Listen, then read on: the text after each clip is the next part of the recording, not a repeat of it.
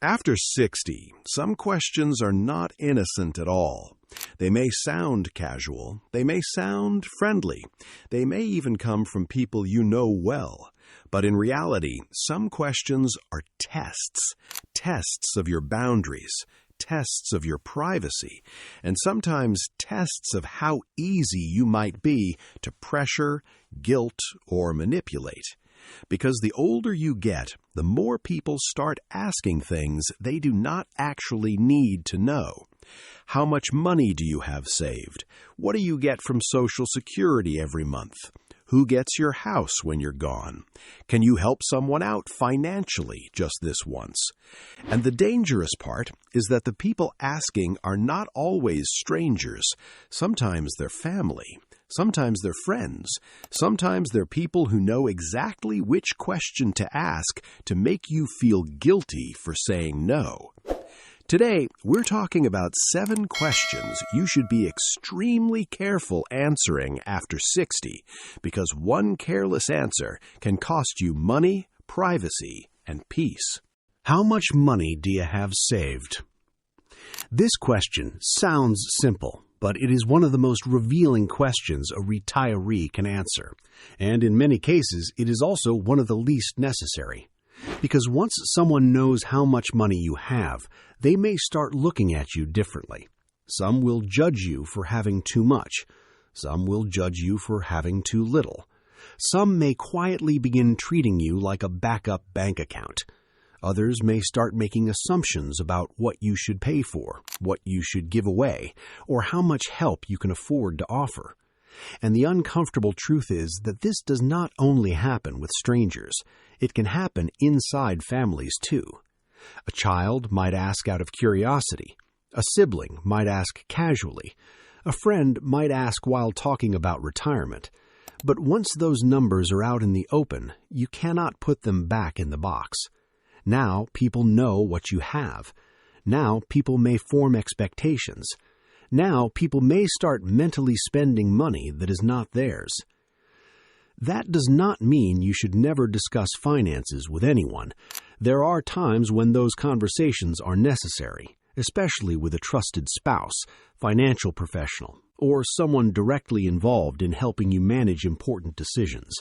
But outside of that, most people do not need exact numbers.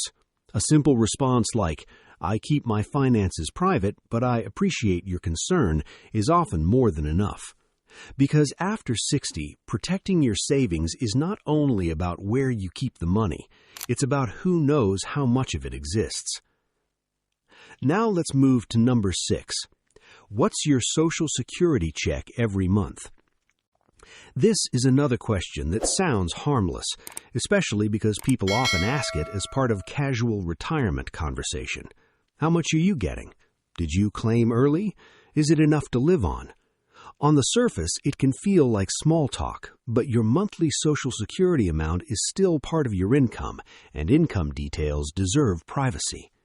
Once people know what comes in every month, they may start comparing their situation to yours. They may start asking why your check is higher, why it is lower, why you made one claiming decision instead of another. And in some cases, they may begin using that information to justify financial requests. If someone knows you receive a certain amount every month, they may assume you have more room in your budget than you actually do. They may say things like, "You're getting a good check, so you could probably help with this," or "You don't really have many expenses, right?"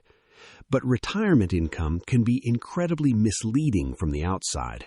A person may receive a decent Social Security check and still be dealing with housing costs, prescriptions, insurance premiums, debt, rising grocery bills, and medical expenses that no one else sees. And this is where older adults sometimes get trapped, not because they are irresponsible, but because they feel guilty. They feel pressured to explain themselves. They feel pushed into justifying why they cannot help more. The reality is simple. Your monthly income is personal information. You are not obligated to turn it into a public discussion.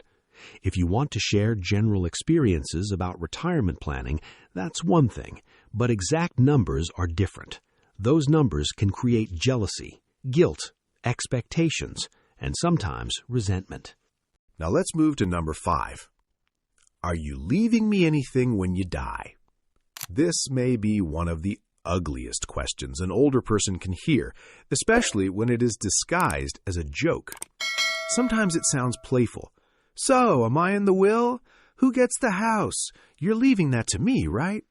But underneath the smile, there can be something much darker going on. Entitlement, pressure, curiosity about your assets, or a subtle attempt to influence your decisions before you were even gone. Inheritance conversations can turn toxic very quickly. The moment people start focusing on what they might receive, the relationship can shift in ways that feel uncomfortable and painful. Instead of simply enjoying time with you, they start thinking ahead to what your death might mean financially. That is not only disrespectful, it can also become manipulative. Some people may try to guilt you into changing plans. Some may compare themselves to siblings or other family members. Some may suddenly become unusually interested in your finances, your property, or your legal documents. And sometimes the pressure is not obvious at first. It can come through repeated comments, emotional hints, or subtle suggestions about who deserves what. This is why many older adults are wise to keep estate details private unless there's a specific legal or planning reason to share them. Your will is not a group project. Your assets are not public entertainment, and your death should not become an opportunity for people to negotiate over things that are still yours.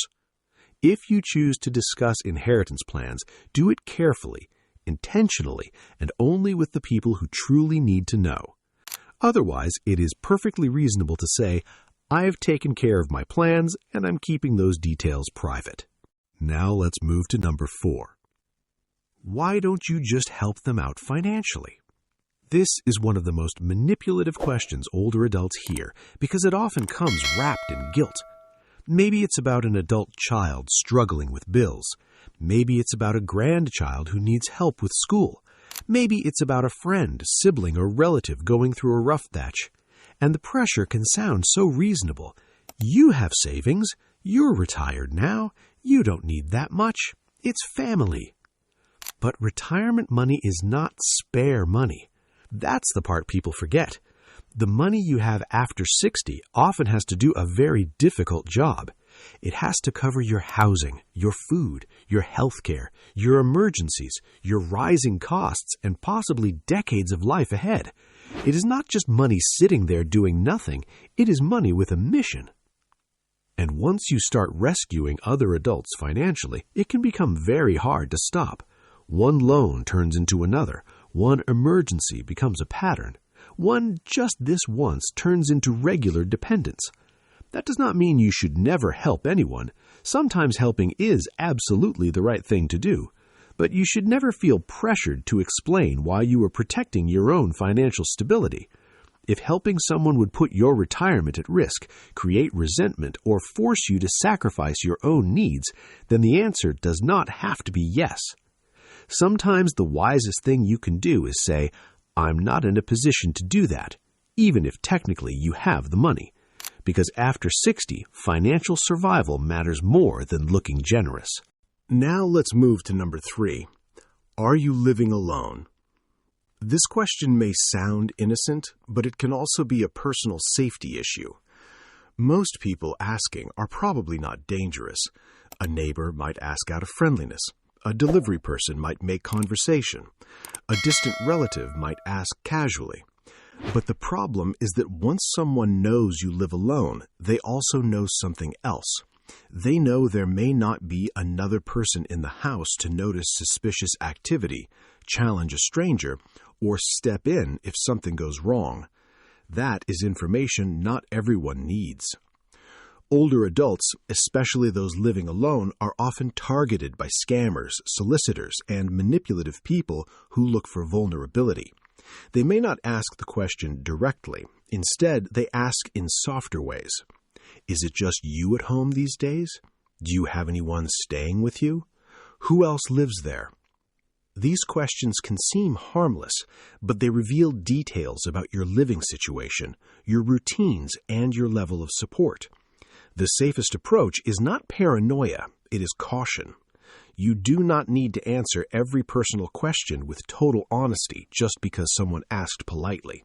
A vague answer is often enough. If someone does not truly need that information, they do not need the full story. Now let's move to number 2. Do you really need all that money at your age? This question is one of the most insulting and manipulative questions older adults hear, because hidden inside it is a very dangerous assumption. The assumption is that once you reach a certain age, your financial needs should shrink enough that other people get to decide what you no longer need. But retirement does not work that way. In fact, one of the biggest financial mistakes people make is underestimating how much uncertainty exists later in life. Healthcare can get expensive quickly. Long-term care can wipe out savings faster than people imagine. Inflation keeps raising the cost of basic living. Home repairs still happen. Cars still break down. Prescriptions still cost money. And perhaps most importantly, no one knows exactly how long retirement will last. A person retiring in their 60s may need their money to stretch 20, 25, or even 30 years. So when someone asks, "Do you really need all that money?" what they're really asking is, "Why aren't you spending more of it on someone else or using it in a way I approve of?" That is not their decision to make. Your money is not suspicious simply because you're protecting it. You're allowed to keep reserves. You're allowed to prepare for emergencies. You're allowed to be cautious, especially in a stage of life where a major financial mistake can be very difficult. And now we've reached number 1. Can you co-sign this for me? This is, without question, one of the most dangerous requests an older adult can agree to. Because co-signing does not mean you're offering support from a safe distance. It means you are legally attaching your name, your credit, and your financial reputation to someone else's behavior. If they miss payments, it affects you. If they default, it affects you. If the relationship goes bad, the debt may still stay with you. And the worst part is that many people say yes for emotional reasons, not financial ones. They want to help a child get a car. They want to help a grandchild get an apartment. They want to help a relative who promises they just need a little boost.